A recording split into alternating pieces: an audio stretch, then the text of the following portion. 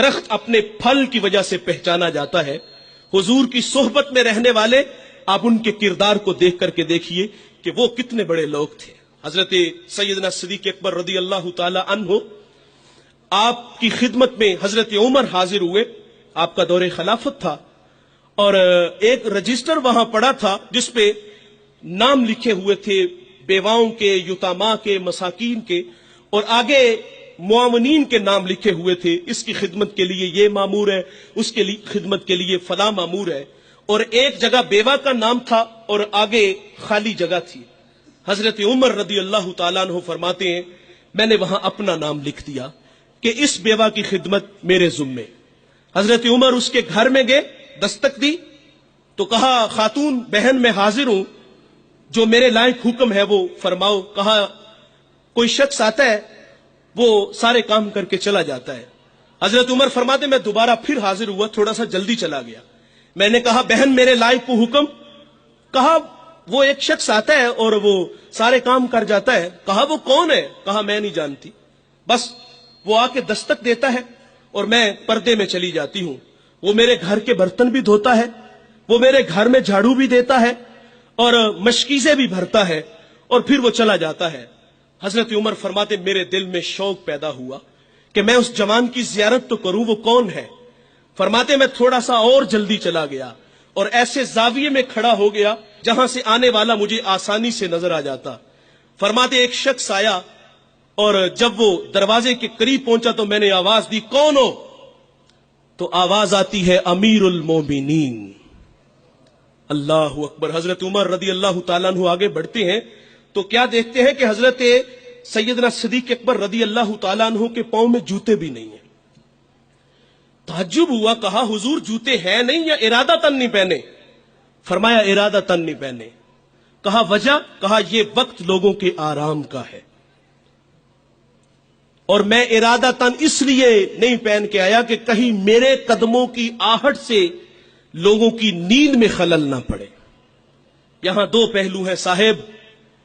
ایک تو خدمت کے جذبے اور خدمت کرنے کا انداز کیسا سکھایا گیا کہ اس وقت میں آتے ہیں جس وقت میں انہیں آتے ہوئے کوئی دیکھتا نہیں. آج ہم خدمت کے جذبے رکھتے ہیں اور جس طرح ہم خدمت کرتے ہیں بعض اوقات ہم لوگوں کو کہتے ہیں کہ یہ ترغیب کے لیے ہے. یہ ترغیب نہیں ہوتی، یہ تذلیل ہے غربا کی. یہ سوشل میڈیا پہ آپ لوگ بھی دیکھتے ہو کہ ایک خاتون کو وہ آٹے کا تھیلا دینے کے لیے 20 آدمی کھڑے ہیں اور وہ خاتون سر جھکا کے کھڑی ہے اور دوسری طرف آنکھوں میں چمک ہے. یہ جھکی ہوئی آنکھیں نہ جانے اپنے خدا سے وہ خاتون کیا کہہ رہی ہوتی ہے. اور یہاں نفس کے حظ کے لیے اس کو ہم نے ترغیب کا نام دیا. اور ہم اکثر ان سڑکوں پہ دیکھتے ہیں اتوار والے دن تماشا لگا ہوتا ہے. غربا کی بیٹیاں اور بوڑھی مائیں اور بوڑھے بزرگ لائن میں کھڑے ہوتے ہیں. انہیں ٹائم 8 بجے کا دیا جاتا ہے اور نواب کا پتر 10 بجے خود آتا ہے اور سب سے پہلے وہ چائے لیتا ہے، پھر اخبار پڑھتا ہے اور وہ باہر دھوپ میں کھڑے ہیں. اچانک لائٹ غائب ہوتی ہے تو وہ ملازم پہ برستا ہے کہ ابھی تک جنریٹر کیوں نہیں چلا؟ مجھے یہاں گرمی لگ رہی ہے، تجھے اے سی میں بھی گرمی لگ رہی ہے، اور جو باہر غریب اللہ کی مخلوق دھوپ میں مر رہی ہے وہ تمہیں نظر نہیں آئی؟ اللہ ایسی سخاوت کو ایسے مخیر حضرات کے منہ پہ مارے گا. اور ابو بکر خدمت کے لیے جاتے ہیں، جذبے کیسے ہیں؟ ایسے وقت میں جاتے ہیں جس وقت میں اللہ کے علاوہ انہیں کوئی بھی نہیں دیکھتا. خدمت کر کے آتے ہیں. کیا ہمارے اندر یہ جذبے ہیں؟ اور ہم تو 500 کا نوٹ بھی دیں تو ہزاروں لوگوں کو دکھاتے ہیں. ہم آٹے کا تھیلا دیں تو ذلیل اور رسوا کر کے دیتے ہیں. اور وہ کتنے بڑے لوگ ہیں یار، خدمت کرنے کے لیے جاتے ہیں پاؤں میں جوتے بھی نہیں کہ کوئی میرے قدموں کی آہٹ کو بھی نہ سن لے. یہاں ایک توجہ یہ بھی آپ کی چاہوں گا. حضرت ابو بکر فرماتے ہیں کہ کہیں کسی کے نیند میں خلل نہ آئے میرے قدموں کی آہٹ کی وجہ سے. آج ہمسائے ہماری شرارتوں سے محفوظ نہیں. ہم نے ڈیک آن کیا، ہمسایہ صرف بیچارہ اتنا ہی کہتا ہے یار تھوڑی سی آواز آہستہ کر لو. وہ کہتا تمہیں کیا تکلیف ہے؟ میرے گھر میں چل رہا ہے، تمہیں کیا تکلیف ہے؟ یہ ہمارے یہ رویے ہیں صاحب، اور وہ کتنے بڑے لوگ ہیں چھپ کے خدمت کرتے ہیں صرف اللہ کی رضا کے لیے۔ اور پھر جب حضرت سیدنا صدیق اکبر رضی اللہ تعالیٰ عنہ دنیا سے چلے گئے تو حضرت عمر جو 23 لاکھ مربع میل کا حاکم ہے، پھر وہ ڈیوٹی خود لیتے ہیں، خود اس کے گھر کے برتن دھوتے ہیں، اس کے گھر میں جھاڑو دیتے ہیں اور خود مشکیزیں بھر کے آتے ہیں۔ اللہ نے آپ کو اگر خدمت کا جذبہ دیا ہے، آپ خدمت کرنا چاہتے ہیں تو اس انداز سے کرو کہ دائیں سے دو بائیں کو خبر نہ ہو۔